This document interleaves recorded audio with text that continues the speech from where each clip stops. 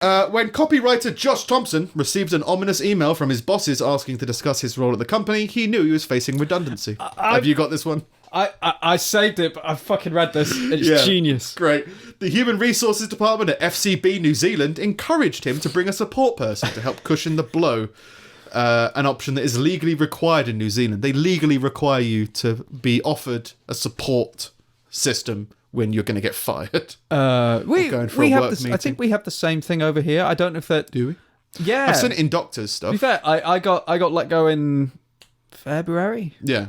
Maybe March. And they were like, "Do you want to bring your dog?" Yeah, well, they do say, "Do you want to sit in with another member, with your line manager, another member of your department, or a member of your family, or something like that?" I think it's a standard thing, but I think it's also to protect them. Yeah, I always thought it was the witness to make sure that someone's there to verify what's going on. Yeah, I never thought about because it's two people that talk to you ordinarily. Right. You'll have one person who's the HR person and one person who's taking like minutes. Right. He looks crestfallen. Luckily, I'll fall back on the podcast briefly. But rather than bring a family member, a friend, or even a pet, the part-time stand-up comedian decided to splash out £100 on a clown called Joe. I got an email, and the email said, "Hi, Josh. We'd like to meet with you to discuss some matters in regards to your role." Basically, I sensed this was going to be a redundancy, so I thought I might as well try and make the best of the situation. Bring the clowns in. So, yeah, it's just one, the image is great anyway, because it's just a clown in a very serious situation. But this is what happened. Joe accompanied Josh for the redundancy meeting where the clown made balloon animals, although he had to be told to stop a few times as it was difficult to hear above the screeching of plastic. So it's like, you know, Josh, you've been with us for a number of years, and we love a dog. It's been I'm sorry if we're going to have to let you go. Bang! Sorry, wrong pocket. Whatever it is. Boy, oh boy, are they noisy. When Josh was delivered the final hammer blow that was to lose his job, the clown reacted accordingly. So the clown was like miming misery. Miming being sad and redundant as it was going on. Josh said he'd highly recommend hiring a clown as a support for any suspected redundancy meeting. If you've got family, friends, stepmom, stepdad, stepkids, bring them by all means. But if there's a clown available, bring a clown. Always. Always That's a go-to move now. Yeah. Just to prove that the world's not as real as I think people want it to be. It's like, well, I brought my support clown. It's going to interpret and try and, cushion the blow of me losing my job. Yeah, good time. That's it from me. All right. Long, weird romance stories. Steve's collection of useless meanderings. Scum. Speaking of clowns. Clowns. Do you know that clowns copyright their makeup? I think so. Do you know how they do it? At some kind of festival, I imagine. They all get together like the Illuminati. Clowns copyright their makeup by painting their faces on eggs. There is a clown egg registry in London. Which came first, I guess? The clown or the egg? Phil. The clown. That was bad. Yeah. Sorry. No, the egg. Eggs have been around much longer than clowns. Yeah. Yeah. Finally, we've got an answer. Everything's fine. Yeah. Yeah. So there's just a big hall full of eggs. full of eggs with painted faces on them. Yeah. Yeah. Well, it's one way to do it. If you're a clown, that's the way to do it. Yeah. It's the clown. It's the clown equivalent of the soft copyright, which is like, oh, I've written this, so I'll send it to myself in an envelope. I've laid this egg. I might as well draw on it. Yeah. Yeah. Fair enough. Yeah. You could just Facebook it now, I guess. To who? To yourself. What? An egg? Yeah, soft copyright. Like if you tweet it. Oh, right. Maybe so it's got like a timestamp and that on it. Yeah. Maybe. Email. Something. Yeah. I've been told that copywriting thing does work and doesn't work. Like it does sort of work, but like it's not official kind of legal way of doing it. Fair enough. I guess it's like one of those, it's a thing to say. It's not official unless you pay someone thousands of pounds for it. Well, it's like disputing a copyright claim. Like, no, what do you call it when you use something in a public domain? like did YouTube recently, like you're reviewing something. They classify it as something. Fair use. Yeah, fair use. Right. Like it's not it's an easy thing to claim against. Yeah. But to prove it costs loads of money. So the reason like a lot of these channels went down or suffered all these things is because they were claimed, which is easy to do, but to fight it is incredibly difficult to do. So most people just caved instead of spending hundreds of thousands of pounds. Yeah. Just be like, oh, it's just people bullying people with fair use. Yeah, but I do like the idea fair of use. like two identical clowns in court, both presenting identical eggs. Like, without saying anything, just expressing their arguments through clowning. And the person like making the notes is making balloon animals instead. Yeah, well, there's another minute person in the corner who's a mime. Yeah. Who's just like not really a clown. The judge with a massive gavel. Yeah, that goes up and dings if you hit it hard enough. Elephant balancing on a ball in the corner, looking incredibly serious.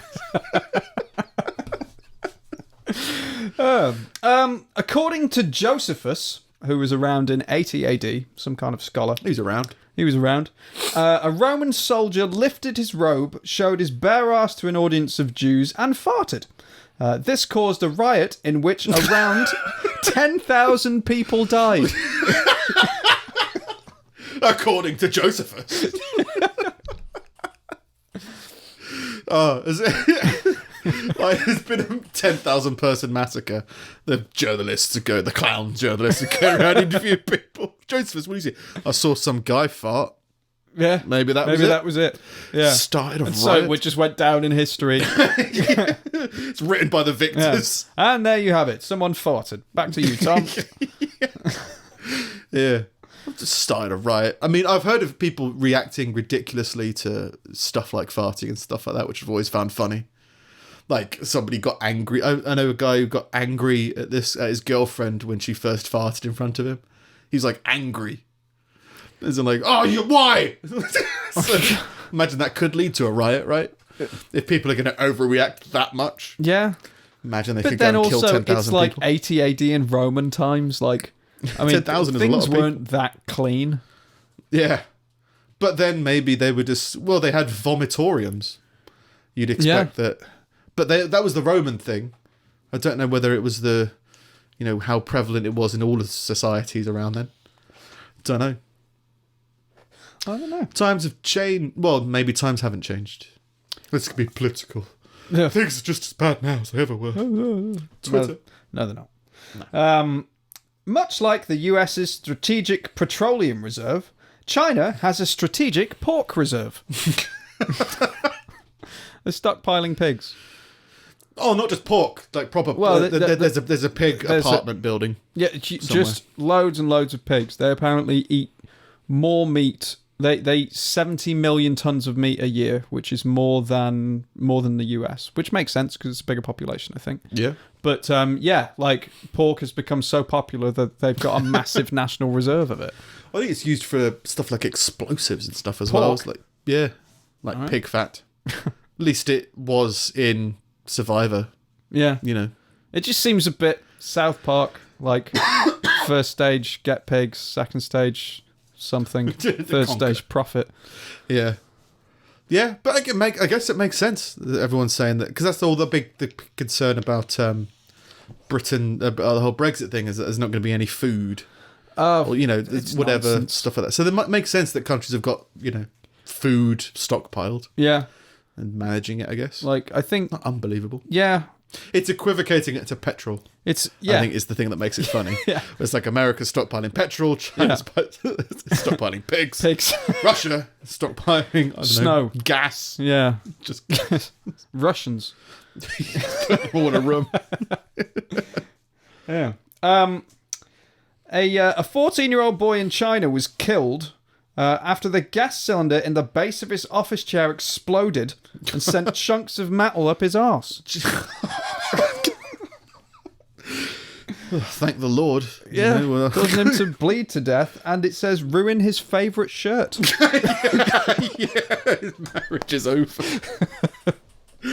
Yeah, that's brutal. That's like, you didn't even have the common decency to be. And here you were fucking clowned around about with it. that chair. Like, you have no idea what you're dealing with. Your colon could be ripped to shreds. Yeah, it adjusts in 12 different ways. That could destroy you. Yeah, be sent into space. Or something like that. That's horrific. That's a horrible way to go. That's Death by chair. It's not like it's an office story. It's an office Legend. legend. Yeah. Yeah. Now it's known as Gary Day. Yeah. Who The thing died that by got me about chair that and was that he was a 14-year-old boy working in an office. Ambitious. Yeah. China. Oh, China. Yeah. We stockpile pigs and we start working young. yeah. Well, I had a job when I was 14. In an office? I understand like a paper route or Yeah. a shop or something, but like not like doing the accounts. But to be fair, I guess what's more dangerous society-wise are children running around at 6 a.m. Yeah. out in the streets or working in an office. Yeah. Crunching those numbers. Yeah, trying to figure out how to save the company the next million pound. 14-year-old boy with a bowler hat and a briefcase. Yeah, stressing about the new merger that's coming in. Yeah. Looking at all these graphs that just go down. Yeah, oh god. Yeah. Yeah. Death by chair. Something to be fucking do.